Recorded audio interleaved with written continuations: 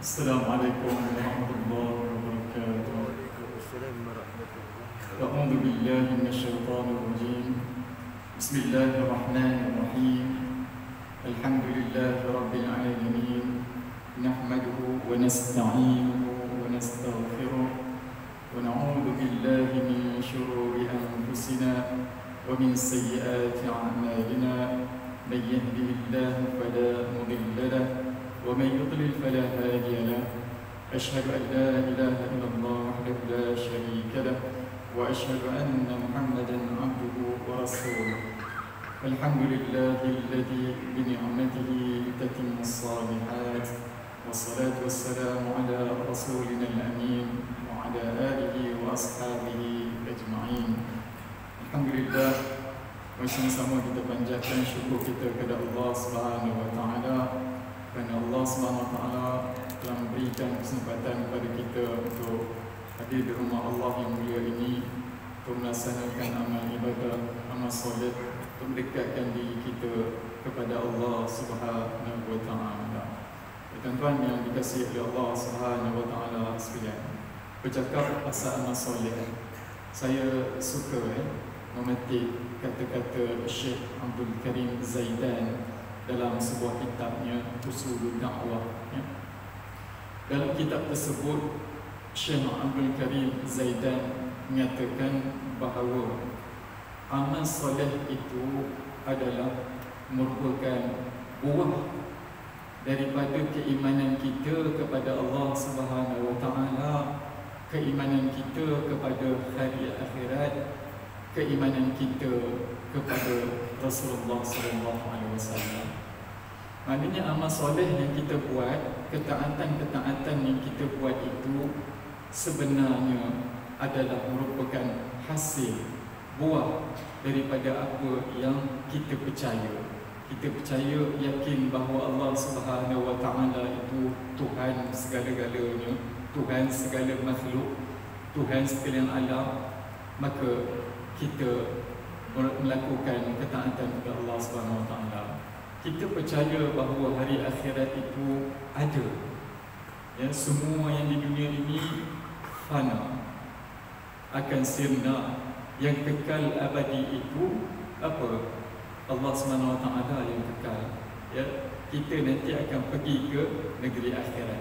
Maka kita beramal soleh dan kita juga yakin dan percaya bahawa Nabi Muhammad sallallahu alaihi wasallam itu memang Rasulullah, utusan Allah Subhanahu wa taala. Kita yakin betul-betul. Makanya kita mengucap kalimah syahadah itu. Jadi kita yakin kita pun beramal dengan apa yang dibawa oleh Rasulullah sallallahu alaihi wasallam. Betul lah kata Syekh Abdul Karim Zaidan itu, amal soleh adalah merupakan buah daripada keimanan kita kepada Allah, kepada hari akhirat dan kepada Rasulullah sallallahu alaihi wasallam. Alhamdulillah, kita saya kira tergolong dalam kalangan orang yang sebegitu melaksanakan segala ketaatan kerana Allah Subhanahu wa taala, untuk menuntut redha Allah Subhanahu wa taala. Tuan-tuan yang dikasihi oleh Allah Subhanahu wa taala sekalian, pagi ini insya-Allah kita akan sambung pembahasan kita berkaitan surah Al-A'la, penafsiran surah Al-A'la. Untuk pagi ini insya-Allah saya akan mulakan dengan ayat 14. Kalau sempat 15, kalau tak sempat 14 sajalah, ya. Baik, Allah Subhanahu wa taala berfirman dalam surah Al-A'la yang kita telah jelaskan panjang lebar, ayat 1 kemudian seterusnya. Untuk pagi ini kita akan cuba mengupas berkaitan dengan ayat 14 dahulu. Allah Subhanahu wa taala berfirman, A'udzu billahi minasyaitonir rajim. Qad aflaha man tazakka. Qad aflaha man tazakka. Begitu bacanya, ya. Baik, maksudnya qad itu bermaksud sesungguhnya lah, ya, bagaimana? Qad itu sesungguhnya. Aflaha, kita menjelaskan kata aflaha dulu, satu-satu kalimah kita akan jelaskan. Qad sesungguhnya, aflaha, aflaha itu bermaksud sangat berjaya, sangat beruntung, ya. Bila ada huruf alif yang kat depan itu, asal katanya falah, ya. Asal kata falah. Falah itu apa? Falah itu terjemahan kita berjaya. Hayya 'alal falah. Bila ya? Azan hayya 'alal falah. Falah itu bermaksud berjaya. Bilal mengatakan, ya, dia azan, marilah menuju kejayaan. Kejayaan. Kata aflaha ini, kata itulah falah itu tadi. Ditambah huruf alif yang kat depan, maka dia akan jadi sesuatu yang grand scale. Kalau falah itu berjaya, aflaha itu sangat-sangat berjaya. Sungguh-sungguh sangat-sangat berjaya. Kalau buku kata part itu depan, aflaha alif ini sangat-sangat berjaya. Bahasa Arab ini sebenarnya kalau kita teliti, amat mudah kita nak tahu kaedah-kaedahnya. Sebab kita ni memang selalu dah guna dah. Kita dah guna dah. Saya cakap dengan sahabat saya, orang Melayu ni kalau dia betul-betul menghayati perkataan yang diucapkan itu, tahu perkataan khususnya kata serapan, kata pinjaman bahasa Arab, insya-Allah dia pergi Mekah, dia pergi Madinah, boleh cakap dengan orang Arab. Ya. Sekurang-kurang kalau sesat, yang mana dia tahu, dia belajar ihdinas siratal mustaqim. Arab tu tahulah, oh sesatlah kat orang tu ni. Oh tu ni sesat kot, dia bawa lah ke bekal mana yang tanya. Baik, saya nak kaitkan itu dengan apa yang kita ucapkan. Baik, tadi aflaha. Aflaha itu maksud sungguh sangat berjaya, sangat berjaya. Kita kan sebut akbar. Akbar asal kata kabir. Kabir itu maksud besar. Di buku huruf alif yang kat depan itu jadi akbar, bermaksud apa? Yang sangat besar ataupun yang maha besar. Siapa? Allah. Kita mengangkat hadas kecil, ya, hadas kecil. Kita akan apa? Niatkan nawaitu raf'al hadathi al-asghar. Al-asghar. Kita kata sahaja aku mengangkat hadas kecil, al-asghar. Ataupun sekarang kita niat sahaja aku ambil wudu lah, ya. Ni dulu kita belajar kat sekolah-sekolah Arab dulu, bila dia ajar itu dulu, sekolah kafar dulu kan. Nawaitu raf'al hadathi asghar. Saja aku mengangkat hadas kecil, ya. Baik. Hadas kecil itu bermaksud itulah hadas yang paling kecil. Ada lagi selepas hadas kecil itu, ada lagi hadas lain tak? Yang kecil lagi? Tak ada dah. Makanya kita kata itulah hadas yang paling kecil. Maka selepas itu hadas besar pula. Kita nawaitu raf'al hadath akbar. Saja aku mengangkat hadas besar. Hadas yang sangat besar. Atas hadas yang sangat besar tu ada lagi tak kira-kira? Tak ada. Ada tak hadas pertengahan? Tak ada. Maka yang ada di situ, yang sangat besar, hadas besar, yang sangat kecil, hadas kecil kita panggil. Itu. Kalimah bahasa Arab tu begitu je. Kita nak faham tu, insya-Allah mudah. Seandainya kita dah faham kaedah-kaedah tertentu, kan, Allah SWT letakkan yang di depan huruf-huruf itu, dia akan jadi apa? Dia akan jadi sangat. Kalau buat alif itu, maka dia akan jadi sangat. Jadi aflaha itu sangat berjaya atau sangat beruntung. Dalam pandangan kita sebagai manusia, sangat berjaya itu sudah pastilah kita akan kaitkan dengan apa? Kita akan kaitkan dengan kejayaan dunia. Betul? Ya? Kita melihat seseorang itu, ya, memiliki kenderaan yang mewah contohnya, kita akan kata, oh berjaya di dalam hidup dia. Betul? Kita tengok orang tu rumah dia besar, cantik, kita akan kata, oh orang tu berjaya di dalam hidup dia. Kita tengok orang tu berpangkat besar, ya, pakaian kemas, ya, pangkat besar, kita akan kata berjaya orang tu. Kita tengok anak jiran sebelah kita, ya, mendapat keputusan yang bagus dalam peperiksaan, contohnya dapat A semua dalam peperiksaan SPM, kita akan kata, berjaya sungguh anak orang tu. Betul? Kita tengok peniaga yang berjaya, ya, tengok untung dia, ya, peniaga, pekebun lagi, pekebun yang berjaya mempunyai ladang kelapa sawitnya beratus-ratus ekar, beribu ekar, getahnya bersama ratus ekar, ribu ekar. Kita akan kata orang tu berjaya, betul? Berjaya orang tu dalam buat kerja pertanian dia. Bila kita tengok orang yang lain yang berilmu mendapat pangkat jawatan semua tu, kita akan kata berjaya. Itu pandangan mata siapa? Pandangan mata kita sebagai manusia. Makanya kadang-kadang kita tersalah menafsir kejayaan itu. Yang sebenarnya kejayaan yang dimaksudkan di dalam ayat ini itu kejayaan apa? Sesungguhnya berjayalah. Berjaya apa? Baik, untuk menjelaskan ini kita kena ambil kutip pendapat ulama. Ulama mengatakan yang berjaya yang dimasukkan di sini ialah berjaya menurut Allah Subhanahu Wa Taala. Dalam ayat ini, berjaya itu ialah orang yang berjaya menurut pandangan Allah Subhanahu Wa Taala. Menurut pandangan Allah Subhanahu Wa Taala itu masuk orang yang berjaya yang bagaimana? Orang yang berjaya dengan al-fawzu bil jannah, kata ulama. Berjaya, selain kita sebut aflaha, falah itu berjaya, dalam bahasa Arab kita sebut fawzun itu pun berjaya juga. Al-fawzu bil jannah bermaksud orang yang berjaya mendapatkan syurga. Orang yang berjaya mendapatkan syurga.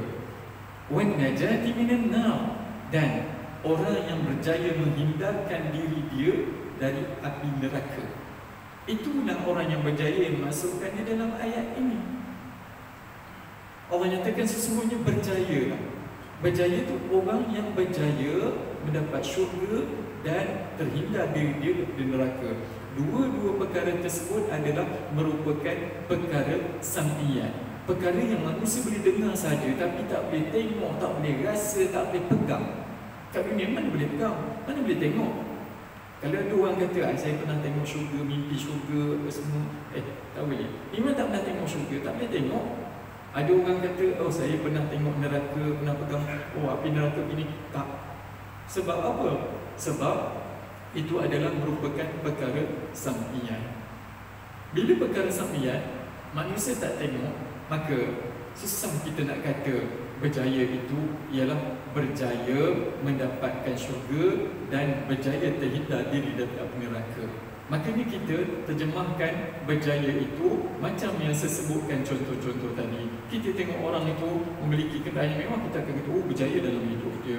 Orang yang memiliki kediaman yang mewah, kita akan kata ini orang yang berjaya dalam hidup. Sebenarnya salah. Kenapa? Kalau kita sebut orang yang berjaya begitu, maka kita akan tengok orang yang datang masjid contohnya, orang tu biasa-biasa saja, pekerjaannya pun biasa-biasa saja, gajinya pun tak sampai 1,000 pun, tapi hari-harinya bangun-bangun pagi datang solat masjid subuh, solat berjemaah, buat ketaatan, bersedekah dan sebagainya, buat amal soleh, puasa sunat apa semua-semua tu, datang masjid ni dia itu pada pandangan orang kadang-kadang tu orang tak kata dia tu berjaya, betul?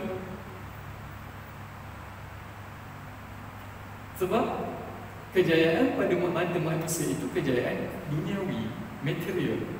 Maka orang akan banding. Contoh, jiran sebelah dia itu orang yang berjaya seperti mana yang saya sebutkan tadi. Jiran sebelah dia mempunyai kereta yang mewah, mempunyai kediaman yang bagus, mempunyai anak-anak yang berjaya. Orang yang sebelah lagi itu akan kata orang ini orang yang berjaya. Maka dia takkan pernah kata, jarang sekali dia kata orang yang tidak mempunyai apa-apa itu, tetapi orang itu orang baik, orang bagus, datang masjid, datang surau, orang yang berketaatan, dia takkan kata orang itu berjaya. Betul? Kerana berjaya menurut pandangan manusia itu apa yang dia tengok zahirnya. Apa yang dia tengok zahirnya, batinnya tidak dia hayati. Begitu. Baik. Jelas maksud berjaya itu? Jelas Artinya berjaya itu adalah orang yang berjaya mendapatkan syurga Allah Subhanahu Wa Taala dan berjaya hindarkan diri dia daripada neraka Allah Subhanahu Wa Taala. Kemudian kita nak jelaskan siapa yang berjaya. Siapa yang berjaya? Yang berjaya itu ialah man tazakka. Man tazakka, man itu siapa? Tazakka bermaksud menyucikan. Sesiapa yang menyucikan. Ulama menjelaskan siapa yang menyucikan dirinya. Dan ada lagi yang menyebutkan bahawa menyucikan di sini ialah orang yang mensucikan Allah Subhanahu wa taala, man tazakka itu. Makanya di dalam kaitannya dengan perkara tersebut, maka ulama menjelaskan lagi lebih detail man tazakka, yang mensucikan diri itu dari apa? Dari 3 perkara ini, ya. Dia mesti terkait 3 perkara. Perkara yang pertama ialah mensucikan dalam hubungan dia dengan Allah Subhanahu wa taala. Bermaksud dia menghindari diri dia dari syirik pada Allah Subhanahu wa taala, kufur kepada Allah Subhanahu wa taala, dan dihindarkan diri dia daripada melakukan maksiat, melakukan dosa. Maka ini dia jaga hubungan dia dengan Allah Subhanahu wa taala.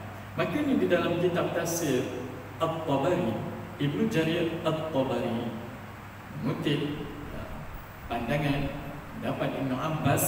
Ibnu Abbas mengatakan, menjelaskan, menafsirkan berkaitan ayat tersebut. Ibnu Abbas menyatakan yang tazakka itu, orang yang berjaya, yang mensucikan diri itu bermaksud apa? Man tazakka minasyirki, kata Ibnu Abbas.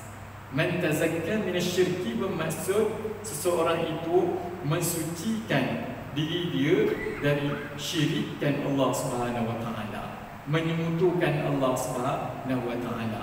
Maka dia itu beriman kepada Allah Subhanahu wa taala. Dia tidak pernah syirik kepada Allah Subhanahu wa taala. Syirik itu apa? Syirik itu menyekutukan. Menyekutukan itu dengan apa?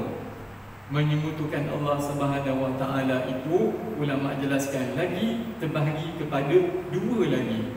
Sama ada menyekutukan Allah Subhanahu wa taala dengan perkataan lisan dia, ataupun menyekutukan Allah Subhanahu wa taala dengan perbuatan. Kemudian ada lagi ulama yang jelaskan, ataupun menyekutukan Allah Subhanahu wa taala dengan qalbu dia, dengan hati dia. Dengan lisan itu apa? Menyekutukan Allah dengan lisannya, tidak percaya Allah Subhanahu wa taala. Aku tidak percaya kepada Allah Subhanahu wa taala katanya. Makanya dia syirik kepada Allah Subhanahu wa taala. Itu contoh, ya. Kemudian perbuatannya apa? Perbuatan itu dia melaksanakan ritual yang tidak diridai oleh Allah Subhanahu wa taala, ataupun menyembah berhala, ataupun buat praktik-praktik yang dilarang oleh agama kita yang ada kaitannya dengan keimanan, yang boleh membatalkan keimanan. Makanya itu disebut syirik perbuatan. Maka kena hindarkan syirik perbuatan. Kalau kita nak berjaya, yang ini yang utama perlu dihindari. Kemudian yang maksiat tu tadi, maksiat dosa pun sama. Ini ialah apa? Kita dalam hubungan kita dengan Allah Subhanahu wa taala, nak sucikan diri kita dengan menjaga hubungan itu, dengan kita menghindari dosa dan sentiasa melaksanakan ketaatan kepada Allah Subhanahu wa taala. Dalam kitab tafsir yang sama, Ibnu Jarir At-Tabari menjelaskan berkaitan dengan perkara ini. Beliau mengutip pandangan Qatadah yang mengatakan bahawa yang disebutkan di situ bermakna tazakka itu ialah tazakka rajulun min malih. Tazakka rajulun min malih itu bermaksud seseorang lelaki itu membersihkan dirinya itu daripada dengan apa? Dengan harta dia. Membersihkan diri dengan harta. Apa maksudnya? Maksudnya ialah seseorang itu yang diperintahkan oleh Allah Subhanahu wa taala sebagai contoh untuk mengeluarkan zakat daripada hartanya, maka apabila seorang itu mengeluarkan zakat, dia telah mensucikan diri dia. Ya, mengeluarkan zakat itu. Allah Subhanahu Wa Taala perintahkan kita berzakat. Bukan Allah Subhanahu Wa Taala perintahkan zakat semua harta benda kita. Tidak pun. Berapa persennya pun, ya, daripada harta kita. Allah tak suruh ambil keluar semua harta kamu zakat kita. Sikit je sebahagian daripada harta kita, sikit sangat, ya, ambil keluar zakat, ya. Dan dijanjikan bahawa yang kita keluarkan zakat itu sebenarnya Allah akan bagi balik pada kita, ya. Berkatnya akan kembali pada kita semula. Makanya orang yang berzakat itu, jarang sekali orang yang berzakat itu jatuh miskin, jatuh apa-apa ke dana, ya. Orang yang zakat itu kita tengok amalnya semakin kaya, semakin berkat rezekinya. Maka salah satu terjemahan dalam tafsir Ibn Jarir At-Tabari Qatadah mengatakan yang berjaya man tazakka itu adalah salah satunya selain berjaya dia menghindarkan diri dia dari syirik dan Allah SWT, seorang itu juga berjaya di sini ialah mengeluarkan zakat, ya, mengeluarkan zakat. Begitu juga dengan yang lain. Ulama menjelaskan bahawa yang dia sudut dosa ini maknanya orang yang berjaya itu ialah orang yang berjaya menghindarkan diri dia dari melakukan dosa-dosa, ya. Kemudian yang kedua, itu hubungan dengan Allah Subhanahu Wa Taala. Kemudian yang kedua ialah hubungan dengan Rasulullah Sallallahu Alaihi Wasallam. Apa dia hubungan dengan Rasulullah Sallallahu Alaihi Wasallam? Hubungan dengan Rasulullah Sallallahu Alaihi Wasallam, kita ini seboleh-bolehnya mengikut sunnah Rasulullah Sallallahu Alaihi Wasallam, dan yang paling penting mengikut perintah Rasulullah Sallallahu Alaihi Wasallam. Perintah Rasulullah Sallallahu Alaihi Wasallam tu bukan perintah cakap kosong, bukan perintah cakap kosong. Sebab apa yang Nabi ucapkan itu adalah wahyu dari Allah Subhanahu Wa Taala. Ya, perbuatan Nabi pun wahyu juga. Wa ma yantiqu 'anil hawa in huwa illa wahyu yuha. Nabi Muhammad SAW tu tak pernah bercakap pun ikut hawa nafsu dia. In huwa illa wahyu yuha. Apa yang Nabi ucapkan semua wahyu dari Allah Subhanahu Wa Taala. Itu ucapan. Kemudian perbuatan Nabi pun itu juga wahyu dari Allah Subhanahu Wa Taala. Nabi solat bagaimana, Nabi puasa bagaimana, dan perbuatan-perbuatan yang badan Nabi yang lain yang melibatkan anggota tubuh badan itu adalah merupakan wahyu dari Allah Subhanahu Wa Taala. Inilah kita jaga hubungan kita dengan Rasulullah Sallallahu Alaihi Wasallam. Kita mengikut apa yang dibawa oleh Rasulullah Sallallahu Alaihi Wasallam, dan kita tinggalkan larangan-larangan yang dilarang oleh Rasulullah Sallallahu Alaihi Wasallam. Sebab apa? Sebab larangan Rasulullah itu larangan kata Allah Subhanahu Wa Taala juga. Maka heran orang yang tak nak guna hadis Nabi, golongan yang jenis anti hadis dipanggil. Dia tak boleh nak guna hadis, ya? Dia tak percayakan hadis. Yang dia nak guna ialah apa? Nak guna Quran sahaja, ya. Quran pun dalam nak guna tu pun yang golongan jenis ini, dia kata Quran tu kena tafsir semula. Ulama dulu tafsir dia tak berapa betul. Makanya nanti kalau lah dia dengar, ya, saya baca ni, dia akan kata lah, ustaz tu tak betul, tafsir tu tak betul, ya. Kena tafsir semula ayat tu. Yang nak tafsir ayat tu ikut apa? Ikut sedap dia. Jenis golongan ni ikut sedap dia. Kena tambatan hidung dia, dia tak suka. Jadi dia kona-kona supaya ayat itu dibolehkan juga. Suatu benda yang tak boleh jadi boleh juga. Tak boleh juga. Mana mahu ni? Masuk solat, dia kata, tak nak solat, kan? Tak nak solat. Tak boleh, kena solat juga lah. Itu ayat-ayat Quran itu adalah perintah dari Allah Subhanahu Wa Taala. Maka ikut Quran. Sayang orang anti hadis ni kadang-kadang kita pelik juga, dia anti hadis contohnya, kan. Dia solat. Contoh seorang tu anti hadis, tapi dia solat. Dia solat. Ya. Kira-kira dia ni anti hadis ke tak? Ya. Dia kata tadi dia tak nak guna hadis, kita tak boleh guna hadis ni. Hadis Nabi ni tak boleh. Kena guna ayat Quran je. Tapi dalam masa yang sama dia solat. Dia solat, dia angkat takbir. Allahu Akbar. Allahu Akbar, takbiratul ihram tu datang dari mana? Ada tak dalam Al-Quran disebut? Tak ada. Dalam Al-Quran disebut perintah solat dia. Cara macam mana nak solat, Nabi yang ajar. Nabi, Allah SWT turunkan wahyu kepada Nabi macam mana nak solat dan sebagainya, ya. Orang azan, dia kata, oh itu betul, azan tak apa, boleh, dia kata. Dia tak tahu sebenarnya azan itu benda Nabi Muhammad SAW, wahyu Allah SWT juga. Perintah azan itu itu. Kemudian dia rukuk dia baca pula Subhana rabbiyal azim wa bihamdih. Dia sujud, dia baca pula Subhana rabbiyal a'la bihamdih. Dia tak tahu bahawa di rukuk itu diikut hadis Nabi dia tu.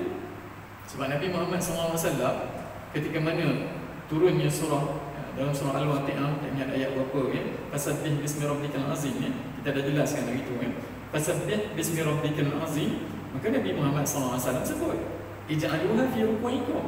Jadikanlah bacaan yang seumpama itu Subhana rabbiyal azim itu yang bunyi azimi fasabbih bismi rabbikal azim dalam rukuk kamu, bacaan dalam rukuk kamu. Maka kita baca Subhana rabbiyal azim wa bihamdih, Subhana rabbiyal azim wa bihamdih.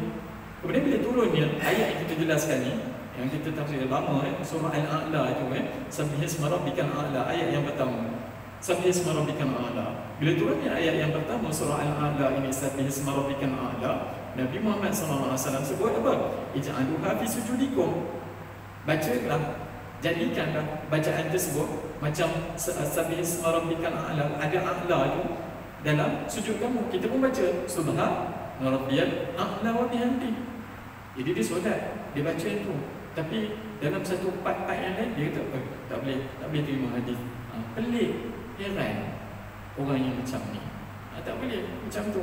Sebab Al-Quran itu perlu seiring dengan hadis. Kita nak faham Al-Quran, kena ada hadis juga yang menjelaskan berkaitan dengan perkara tersebut.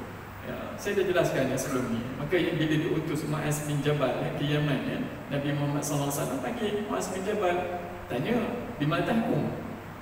Tanya Mu'az bin Jabal sahabat Nabi, bima tahkum, dengan apa yang kamu akan menghukum? Mu'az bin Jabal jawabnya, bi kitabillah, dengan kitab Allah, dengan Al-Quran aku akan menghukum. Nabi Muhammad SAW tanya lagi, fa'ilam tajid, kalau tak ada Al-Quran macam mana pula? Mu'az bin Jabal jawab, fa'ilam tajid bi sunnah Rasulullah SAW. Kalau tak ada dalam Quran, dengan dan sunnahmu ya Rasulullah. Sunnah tu apa? Hadis lah, hadis Nabi itu, perkataan Nabi, ucapan Nabi, diamnya Nabi, Al-Quran Nabi itu, itu sebagai hadis Nabi Muhammad SAW. Kemudian lagi Nabi tanya lagi, fa'ilam tajid, kalau tak ada juga, kalau tak ada juga, inilah kalau dalam Quran tak ada, dalam hadis tak ada, fa'ilam tajid, kata Mu'az bin Jabal, biru'i, dengan pandanganku. Dengan pandanganku itu ulama menjelaskan dengan pandangan itu maksud dengan ijtihad. Makanya sekarang kita lebih kenal ijtihad itu dengan apa? Fatwa. Sebab hukum-hukum yang terkini itu tak ada semua ada dalam Quran, ada dalam hadis menjelaskan. Contoh hukum-hukum berkaitan dengan puasa, cucuk, insulin apa semua tu kan. Tak ada dalam Quran, dalam hadis. Maka ulama duduk berbincang macam mana nak jelaskan fatwa dan sebagainya, akhirnya jatuh hukum. Itulah dipanggil bira'i, sejak turun-temurun. Zaman Nabi dulu pun ada kan? Kemudian sampai sekarang pun ada juga yang jadi semacam tu. Macam zakat fitrah lah. Betul, zakat fitrah kita tu salah satunya kita ambil pandangan siapa yang menggunakan zakat fitrah tu boleh guna duit. Salah satunya kita guna pandangan siapa? Pandangan ulama besar lah ulama besar yang baru ni meninggal ni, almarhum Syekh Dr. Yusuf Qaradawi, ya, Dr. Yusuf Qaradawi, ya. Kita guna pandangan dia, pandangan seumpama wallahu alam lah, ulama kita mufti itu dia ambil dari pandangan ulama mana, tapi yang sebenarnya sama pandangan Dr. Yusuf Qaradawi itu berkaitan dengan zakat fitrah boleh guna duit. Itu di dalam kitab beliau berjudul Hadiul Islam Fatawi Mu'asirah.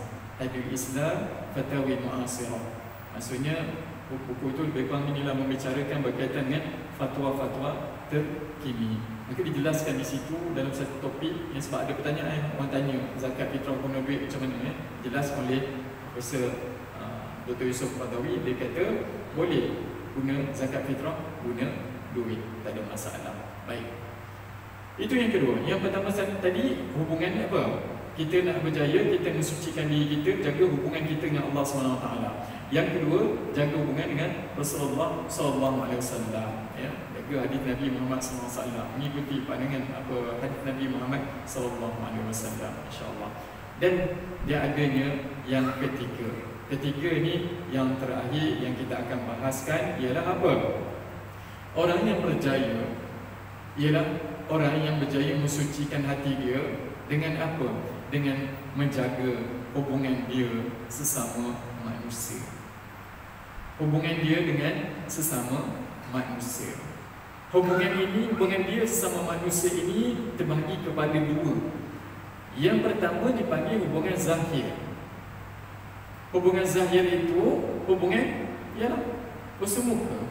Kita sesama manusia, kita jaga hubungan kita secara bersemuka, jaga hubungan dengan jangan melukakan perasaan sahabat kita dan sebagainya. Sebenarnya kita lebih tumpu kalau ikut orang yang paling rapat dengan kita itu sebenarnya yang pertama kita kena jaga hati mereka. Saya ada pengalaman baru-baru ni saya ke Kuala Lumpur pergi ke Kuala Lumpur dengan sahabat-sahabat pergi ada program, kita buat program sana. Kemudian ada kesempatan pula naik bas, kemudian turun lah, dia turunkan di satu mall tu saya pun turun. Saya itulah rupanya dalam kehidupan kita tu banyak benda yang kita, pengalaman yang kita lalui itu sebenarnya ilmu untuk kita. Pertama sekali sampai saya pada satu keluarga. Di situ ada seorang orang tua lelaki, ada seorang tua perempuan, ada seorang ibu lah, sedang dukung anak. Kemudian ada seorang anak yang lebih kurang 2 tahun lebih situ, 2 atau 3 tahun sedang menangis. Si datuknya tenangkan anak tu, cucu tu. Nanti katanya nanti ayah datang, lebih kurang macam tu, ayah datang semua nanti dia kata dia apa semua ditenangkan, tak apa. Lepas tu isteri dia pun maknanya mungkin opah pada anak tu tenangkan cucu dia semua tu. Tak henti menangis. Menangis kuat. Saya melihat dia kita tak tahu apa sebenarnya yang berlaku. Tiba-tiba setelah saya berpusing-pusing sampai semula di situ, saya nampaklah terlibat seorang lelaki gagahlah lelaki tu tolak untuk anaknya tu lah kan. Dia tengah tolak troli anak tu. Sampai di situ apa berlaku? Dia melihat anak dia tu menangis, dia marah kuat-kuat anak tu, yang lelaki ni. Dimarahnya anak yang umur berapa tahun itu, depan orang ramai tu dia marah. Semua. Sampai apa? Datuk tadi yang menenangkan cucunya tu paksa lepaskan cucunya. Opah yang tadi ada kat situ paksa beredar sikit. Sebab apa? Sebab mungkin tak nak campur urusan rumah tangga anak mereka mungkin tinggalkan gitu. Kemudian apa lagi yang berlaku? Tengok ni keadaan dalam masyarakat kita. Apa yang berlaku? Yang saya tengok selepas daripada itu, selepas beredarnya orang tua itu tadi dengan isteri dia macam nak pergi, lelaki tu macam nak pergi, macam nak keluar daripada tu. Betul, isteri dia tetap bertegas kat situ maknanya cakap lembut-lembut sambil berdukung anak. Dia tunjuk isteri dia tu macam ni, balik kuat-kuat depan orang balik. Dia kata, kalau macam tu balik semua gini semua. Saya tengok, ya Allah, anak tu faham tak? Anak tak faham apa dia tak tahu apa. Dan dia telah melukakan secara zahir siapa? Air muka isteri dia. Dia telah menyakiti hati isteri dia. Orang ramai tengok, malulah. Tengah dukung anak kecil lagi. Anak kecil yang tengah menangis sepatutnya kita tenanglah. Kalau dia tak nak tenang, tak apa, kita dukung balik, cakap elok lah. Nak marah-marah dalam kereta lah tak perlulah depan orang ramai macam tu Ini salah satu arah kita tengok Mungkin sebab apa? Tekanan. Sekarang ni banyak orang tekanan perasaan hidup di kota yang sebegitu. Ilmu juga untuk kita bahawa semua segala-gala itu bayar. Nasi, makan nasi apa pun tapi RM13. Ayam mineral RM2. Ais mountain tu kita beli sini RM1, sikit lebih sikit sikit 20 di sana RM2. Mungkinlah dengan begitu mereka tertekan. Tapi apa pun juga dalam keadaan tekanan yang bagaimana pun kita kena jaga hubungan kita sesama manusia, apatah lagi dengan isteri kita, dengan pasangan kita, jangan memalukan dia depan orang ramai, tak baik macam tu. Itu hubungan zahirnya. Kemudian kedua, selepas keluar daripada bangunan tersebut, saya nampak lagi satu, sebab bukan semua orang, saya nak cerita ni bukan semua orang begitu. Turun di depan tu, saya nampak ada satu keluarga bawa anaknya, anak autism, cacat, OKU, seorang lelaki dengan isteri dia semua untuk lintas jalan. Dia pegang anak tu semua. Saya tengok lelaki tu dengan muka yang manisnya, senyumnya, layan isteri dia kalau pergi sikit, cepat-cepat abang langsung. Suami dia tu, dengan anak autism tu, adik sini-sini, kita sini-sini, kita, okey, lintas ikut ayah sini, semua. Dia boleh senyum dengan keadaan anak-anaknya sebegitu. Dia bersyukur. Walaupun anaknya autism, OKU, dia tetap boleh layan, boleh jaga hubungan dengan isteri. Tak ada nak marah isteri dia dengan kena anak dia. Anak orang tu nak tak pergi. Sini-sini ikut ayah dia. Anak tak nak pergi. Begitu-gitu anaknya, autism. Tapi dia boleh jaga. Yang tadi dalam tu tadi tak boleh nak jaga, kontrol. Itulah ilmu untuk kita sebenarnya. Dalam berjalan sebenarnya ada ilmu yang boleh kita pelajari. Jaga hubungan yang zahir kita. Kemudian yang kedua, hubungan batin. Hubungan kita sesama manusia bukan sekadar zahir saja, tapi ada batinnya. Batinnya itu apa? Kita kena hindar hasad, dengki, iri hati, dalam hati kita. Kena hindar. Semua orang tu contohnya, dia meniaga lah, dia meniaga. Setelah dia tu meniaga juga. Bila pelanggan datang banyak, kedai sebelah tu, warung sebelah, dia pun dalam hati dia, biarlah perniagaan dia tu rugi, biarlah ada orang semua ramai datang. Tidak boleh begitu. Dalam hati kita tak boleh macam tu. Dalam hati kita kena redha. Rezeki dia Allah dah tentu, rezeki aku Allah dah tentu. Kalau dia dapat RM1 hari ni, kemungkinan aku juga dapat untuk RM1 esok ataupun lebih sikit. Yang pentingnya ikhlas. Kita kena jaga hubungan. Dan apa? Yang pertama zahir, yang kedua batin, hubungan sesama manusia. Baik, itu adalah merupakan ciri-ciri orang yang berjaya. Saya ulang kembali, itulah ciri-ciri orang yang berjaya. Aflaha yang dimaksudkan situ, qad aflaha man tazakka. Sesungguhnya berjayalah orang-orang yang mensucikan diri dia. Yang pertama, jaga hubungan dia dengan Allah SWT, jaga hubungan dengan Rasulullah SAW, dan jaga hubungan dengan sesama manusia. InsyaAllah hidup kita akan diberkati oleh Allah SWT. Baik, sekadar itu masa saya kongsikan pada pagi ini. Semoga bermanfaat untuk diri saya sendiri dan khususnya dan kita semua. Saya mohon maaf banyak salah silap tutur kata. Billahi taufiq wal hidayah. Assalamualaikum warahmatullahi wabarakatuh. Waalaikumsalam warahmatullahi wabarakatuh.